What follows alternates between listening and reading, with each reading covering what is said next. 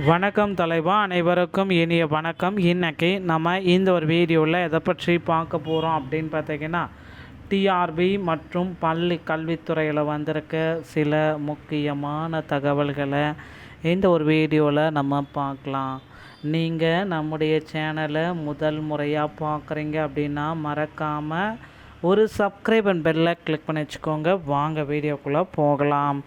தமிழக ஆசிரியர்களுக்கு அரசு வெளியிட்ட ஒரு சில முக்கியமான செய்திகள் என்னென்ன? உச்சநீதிமன்றத்துடைய தீர்ப்பு அதிரடி. டெட் ஆசிரியர்களுக்கு ஆசிரியர் தகுதி தேர்வு கட்டாயம், தேர்ச்சி அந்த அவகாசம் நீட்டிப்பு, சீராய்வு மனு பற்றி கொடுத்துருக்காங்க. என்னன்றதை பற்றி பார்க்கலாம். ஜூன் 10 முதல் 13,000 தற்காலிக ஆசிரியர்களை நியமிக்க திடீர் உத்தரவு. எஸ்எம்சி மூலமாகவே இதை நியமித்து கொள்ளலாம் அப்படின்னு சொல்கிறாங்க. அமைச்சர் ராஜ்மோகன் அவர்கள் குறிப்பிட்டு சொல்கிறாங்க, 15,000க்கு மேற்பட்ட ஆசிரியர் காலி பணியிடங்கள் உடனடியாக நிரப்பப்படும். அதை பற்றி நம்ம வீடியோவில் பார்க்கலாம். மேலும் ஆசிரியர் தகுதி தேர்வுக்கு உண்டான அறிவிப்புகள், இந்த ஆண்டுக்கு உண்டான அறிவிப்புகள் எப்பொழுது வரும், இப்படி சிலப்பட்ட முக்கியமான தகவல்களை இந்த ஒரு வீடியோவில் நம்ம தொடர்ந்து பார்க்கலாம். நீங்கள் நம்முடைய சேனலை முதல் முறையாக பார்க்குறீங்க அப்படின்னா மறக்காமல் ஒரு சப்ஸ்கிரைப் அண்ட் பெல்லை கிளிக் பண்ணி வச்சுக்கோங்க.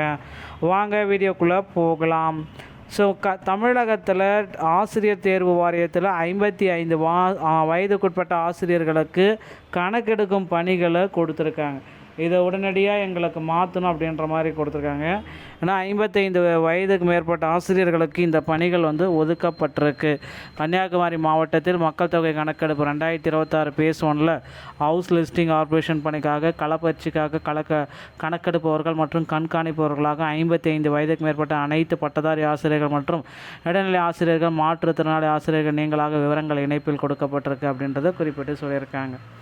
அடுத்து பார்த்திங்கன்னா, தமிழகத்தில் பள்ளி கல்வித்துறையில் மாவட்ட அலுவலர்களாக பொறுப்பு அலுவலர்களை நியமனம் செய்து ஒரு அரசாணை வெளியிட்டிருக்காங்க. தமிழ்நாடு பள்ளி கல்வி மற்றும் பள்ளிக்கல்வித்துறையில் மாவட்ட அலுவலர்கள் மற்றும் அதனை அடுத்த பணியிடங்களில் பணிபுரியும் அலுவலர்கள் வயது முறிவு காரணமாக 31/5/2025 பிற்பகல் ஓய்வு பெற அனுமதி அளித்து ஆணையிடப்படுகிறது.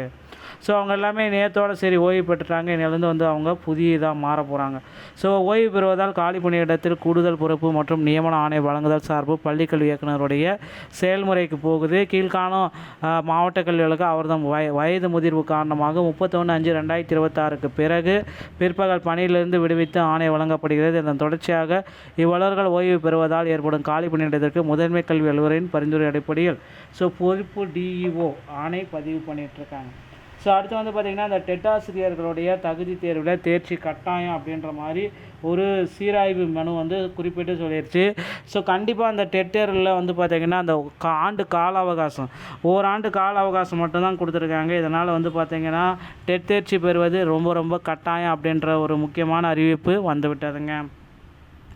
கண்டிப்பாக நீங்கள் அடுத்த 2-3 ஆண்டுகளுக்குள் டெட் தேர்வு எழுதி பாஸ் பண்ணணும். இல்லைனா பார்த்திங்கன்னா நீங்கள் ரிசைன் பண்ணணும், பணியில் தொடர முடியாது அப்படின்றத குறிப்பிட்டிருக்காங்க. எங்களுக்கு மட்டும் பயிற்சியாக 1 முதல் 3 வகுப்பு ஆசிரியர்கள் ஆவேசம் பண்ணிருக்காங்க, கொந்தளிப்பும் பண்ணிகிட்ருக்காங்க. ஏன் எங்களுக்கு மட்டும் இந்த டைமில் பயிற்சிகள் வைக்கிறீங்க? 1 முதல் 3ஆம் வகுப்பு ஆசிரியர்கள் எங்களுக்கு மட்டும் பயிற்சினா ஆவேசம் பண்ணிட்டுருக்காங்க.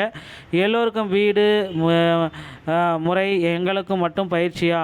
1 முதல் 3ஆம் வகுப்பு வரை உள்ள ஆசிரியர்கள், கல்வி போதிக்கும் ஆசிரியர்கள் கொதித்து வருகின்றனர். இது சம்பந்தமாக கல்வித்துறை அறிவிப்பை வெளியிட வேண்டும் என எதிர்பார்க்குறாங்க. 1ஆம் தேதியிலிருந்து அந்த 3ஆம் தேதி வரைக்கும் உங்களுக்கு மட்டும் ஏன் பயிற்சி கொடுக்குறீங்க? எல்லாம் பள்ளி கல்வியை 4ஆம் தேதி தான் ஓப்பன் ஆகுது, ஏன் இப்படி பண்ணுறீங்க அப்படின்ட்டு அவங்க ஒரு பக்கம் கோர்க்குறாங்க. இதற்கு பார்த்திங்கன்னா பள்ளி கல்வித்துறை அமைச்சர் விரைவில் ஒரு சுமூகமான முடிவெடுக்காரு அப்படின்றத எதிர்பார்க்கலாம். பள்ளிகள் திறந்த பிறகு கூட பயிற்சி அணித்து கொள்ளலாம். இதில் இவ்வளவு அவசரம் காட்ட தேவையில்லை. எல்லா ஆசிரியர்களுக்கும் கூடுதலாக 3 நாட்கள் விடுப்பு கிடைக்கும் பொழுது 1 முதல் 3ஆம் வகுப்பு வரை பாடம் கற்பிக்கும் ஆசிரியர்களுக்கு அந்த விடுப்பு கிடைக்காமல் போயிட்டு அப்படின்ட்டு அவங்க கோரிக்கை வச்சுருக்காங்க. நிச்சயமாக அந்த கோரிக்கைகளை ஏற்பாரா அப்படின்றத பார்க்கலாம். பள்ளி கல்வித்துறையில் 15,000 ஆசிரியர் காலி பணியிடங்கள் நிரப்பப்படும் என்றதை அமைச்சர் ராஜ்மோகன் அவர்கள் குறிப்பிட்டு சொல்லியிருக்காரு. விரைவில் நம்ம எதிர்பார்க்கலாம். அதே போல் பள்ளி கல்வித்துறையில் ஆசிரியர்களுடைய காலேஜ் டிஆர்பியுடைய தேர்வையை ரத்து செய்ய போகிறதாகவும் தகவல் வந்திருக்காங்க. பொறுத்து நம்ம பார்க்கலாங்க. முதல்வர் அவர்கள் தேர்தல் வாக்குறுதிகளை குறிப்பிட்ட மாதிரி 149 ஜீவோ மற்றும் நியமன தேர்வு, போட்டித் தேர்வு இல்லாமல் பார்த்திங்கன்னா பணி வாய்ப்பை கொடுக்கறதுக்கு உண்டான முறைகள் எல்லாமே ரெடி பண்ணிட்டு இருக்காங்க. பொறுத்து நம்ம பார்க்கலாம்.